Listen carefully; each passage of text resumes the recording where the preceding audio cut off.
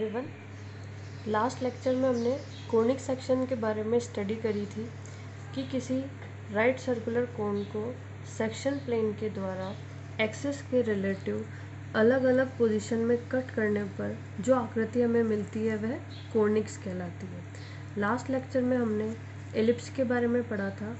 अब हम पैराबोला को कंस्ट्रक्ट करेंगे। डेफिनेशन देखते हैं। When the section plane is inclined to the axis and is parallel to one of the generator, the section is parabola। जब हम सेक्शन प्लेन को इस तरीके से रखते हैं कि वह एक जनरेटर के पैरेलल हो, तब राइट सर्कुलर कोन को कट करने पर जो आकृति हमें मिलेगी वह पैराबोला कहलाएगी।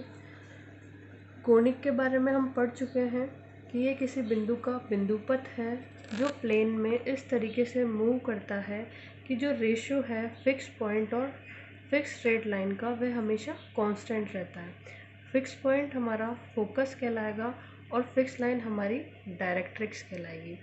इसेंट्रिसिटी के बारे में हमने पढ़ा था कि इसेंट्रिसिटी एक रेशियो होती है distance of point from focus, focus से किसी पॉइंट की दूरी, distance of point from directrix और डायरेक्ट्रिक्स से पॉइंट की दूरी। और पैराबोला की इसेंट्रिसिटी 1 के बराबर होती है। अब हम पैराबोला ड्रॉ करेंगे रेक्टेंगल मेथड के द्वारा। यहाँ हमें बेस दिया हुआ होगा और एक्सिस दिया हुआ होगा। तो सबसे पहले हम बेस ड्रॉ करते हैं।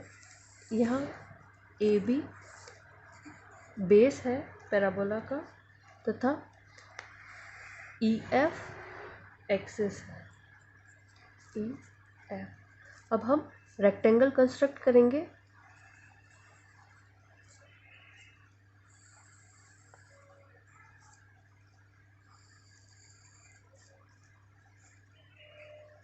अब यहाँ ए बी सी और डी ये हमारा एक रेक्टेंगल हो गया। अब हमें ए ई तथा ए डी एक्सिस को इक्वल नंबर ऑफ पार्ट्स में डिवाइड करना है। अब हम इन्हें 4 बराबर भागों में बांट लेते हैं। 1 dash 2 dash and 3 dash, 1 2 3 and ये 4, 1 2 3 और ये 4 बराबर भागों में हमने दोनों एक्सिस को डिवाइड कर लिया। 2 3 4 ये 1 2 और 3। अब हम 1 2 और 3 पार्ट्स को जो हमने डिवाइड किए थे F पॉइंट से मिला देते हैं। 1 2 एंड 3।